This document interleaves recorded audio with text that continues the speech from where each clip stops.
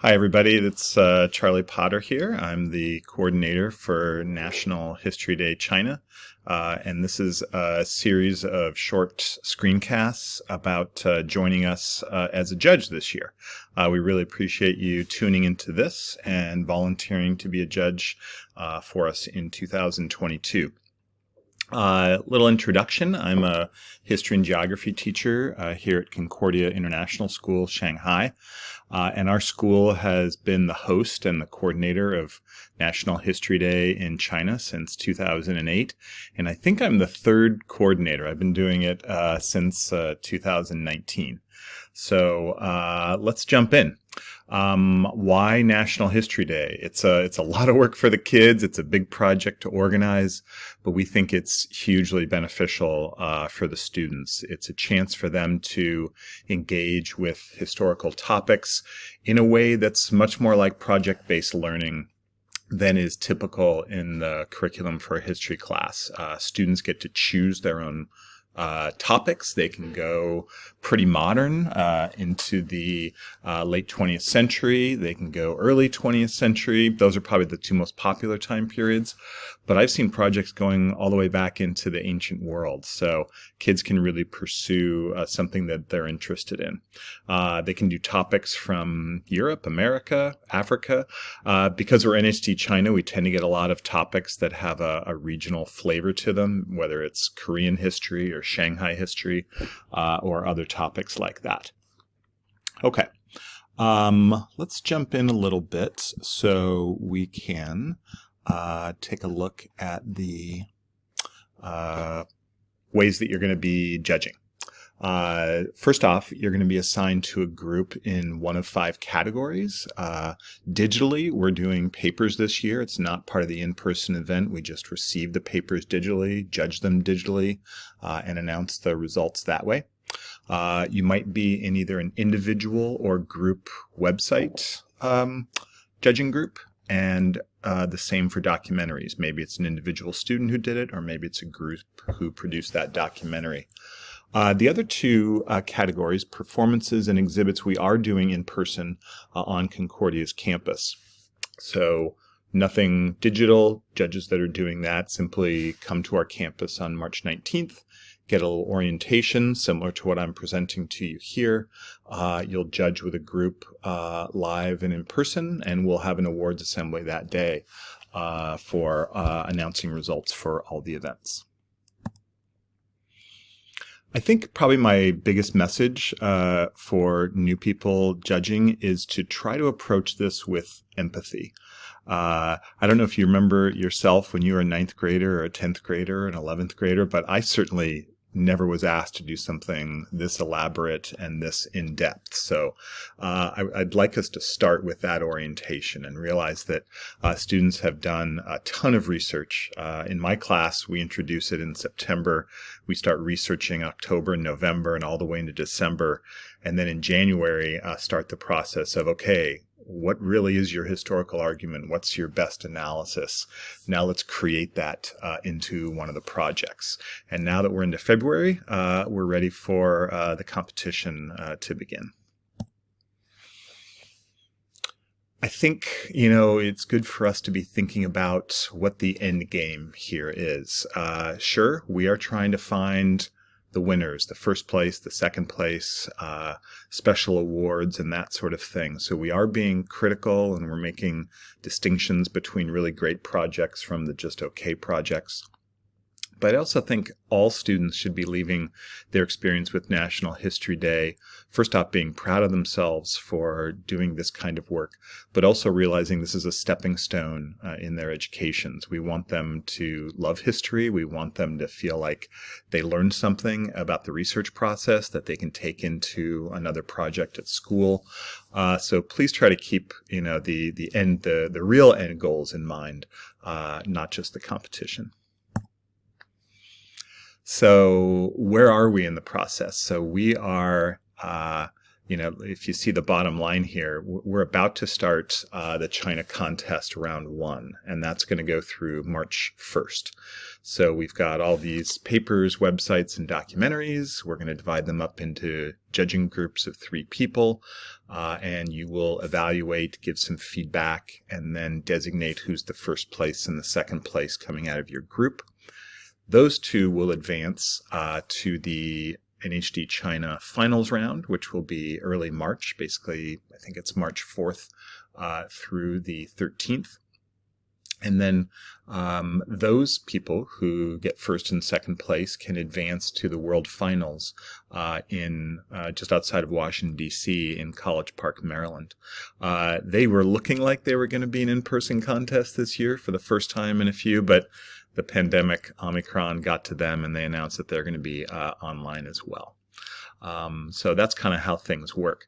But it is interesting to know that most of our kids, when they go to World Finals, are up against really heavy competition, because a lot of the kids in the United States have gone through more layers to this contest than we have. So they often have a school contest, a regional state contest, a state contest, and then they get qualified to go to World Finals. So imagine, the 2 projects coming out of California, how many other projects they had to beat out to be the representatives of California. As far as I know, all 50 states take part in it. Territories like Guam and Puerto Rico do as well. And there are a few international affiliates like China. For example, there's a South Korea affiliate. Okay. Let's talk about the theme for a minute. The theme becomes pretty important. It helps shape the projects that kids do. I often tell kids that just about anything they're interested in can relate to the theme, but they do need to make those connections explicit. So this year's theme is debate and diplomacy, successes, failures, and consequences. And so past themes have been things like communications in history, triumph and tragedy, all kinds of interesting topics. So I will make a note, though, that I was a little concerned about this year's topic and how specific it was. So, it has to be diplomatic, so it has to be something about international relations and negotiations, maybe peace treaties, things like that. And it also had to have a debate element to it, so that's interesting. But then as NHD started putting out materials on this year's, it became clear that it was debate or diplomacy. You will see topics that are strictly diplomacy, international relations, different states interacting to try to come to some agreement on things. But you also might find topics that are just about controversial issues that spark debate. And that's perfectly acceptable as far as NHD goes. So it's really debate or diplomacy this year. Could be both, but doesn't have to be both of those ideas. You will find, as I said, things that are, on the grand scale of history. You will see some local history projects. You will see projects about major events like World War II or the Vietnam War, or very narrowly focused topics that get in on one important individual that's part of a larger historical event. I think that makes it pretty interesting, and I learn a ton every year that I do this as students really teach me things I didn't realize before. I also think something I look for, and it's right there in the evaluation sheets for this, is students should be seeking historical arguments that have different perspectives to them. Maybe the argument they're making is debatable, and they're going to show both sides of that. Maybe they're just simply different actors with different points of view and different interests that are going to be represented in their projects. But what we try to avoid are projects that just have one point of view saying one thing, and we're just going to tell the story of that one thing. There should be some nuance and some multiple viewpoints in the project. So please look for that as you do your judging. Okay. More about the students. Like I said, they choose their own process. They do a lot of their own research. They are required to go heavy into both primary sources and secondary sources. You'll see some of the best projects having a diversity of sources. They may do their own interviews. They might tap into interviews, memoirs, oral history. They might get into, national archives or other databases. And so please take a look for that. Each project should have a thesis, and you'll find in the thesis that they're going to be making an argument about the context of this event, the main event itself. What are they arguing is happening here? Might be a cause and effect, or might be some kind of comparative analysis that they're making. And then they'll be making some kind of argument about lasting impacts to this event. So as you look for that, their analysis should be showing you why their evidence proves that point in their thesis. You will see creativity as well, how they edit, the kind of images they use in a documentary, the artwork, color schemes in an exhibit, the kind of design elements and ease of navigation that a website produces. And that's part of what we're looking for as well. Okay, so a little bit about the judging process, and then I'm going to shut this screencast down, and I'll make another screencast that goes into a little bit more detail about the evaluation sheets. But here's the judging process in general. Basically, on Thursday of this week, February 17th, you will receive an email from me saying, hello, you're in this judging group of 3 people.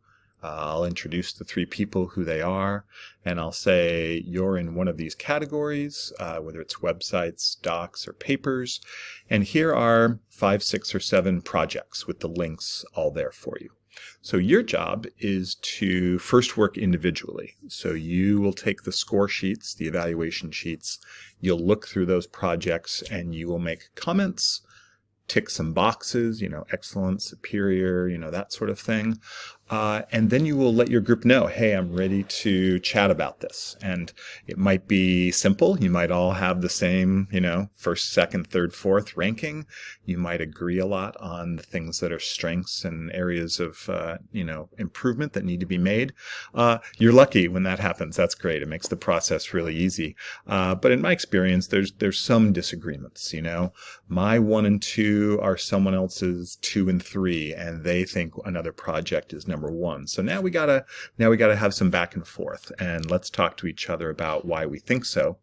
I would ask you to be clear with your fellow judges on why you think what you think, but also be open to your mind changing and or coming to some kind of consensus with your fellow judges. I don't want you to be someone who just says, oh, whatever you guys think, I'll go with you. I do want you to promote how you viewed it and what you think are the strengths and things needing to be worked on, but let's be an open and collaborative colleagues with each other to figure out what the final results will be. If it comes down to the fact that you just need to take a vote, go ahead and do that. Maybe the discussion will lead you to your ranking and your highlighting of certain things, but you may just need to vote on it. Those results and then your evaluation sheets, by the way, individual evaluation sheets, don't create one evaluation sheet for your entire group. All the evaluation sheets and the ranks will then be sent to me. I'll designate one person in the group to be the captain or the group leader. They'll get those back to me by March 1st, Tuesday. Okay, so that's an introduction to NHD, a little bit about what students are going through, a little bit about what you're going to see, and a description of the judging process. Another video will go into some more of the details. So we'll come back to that in just a minute.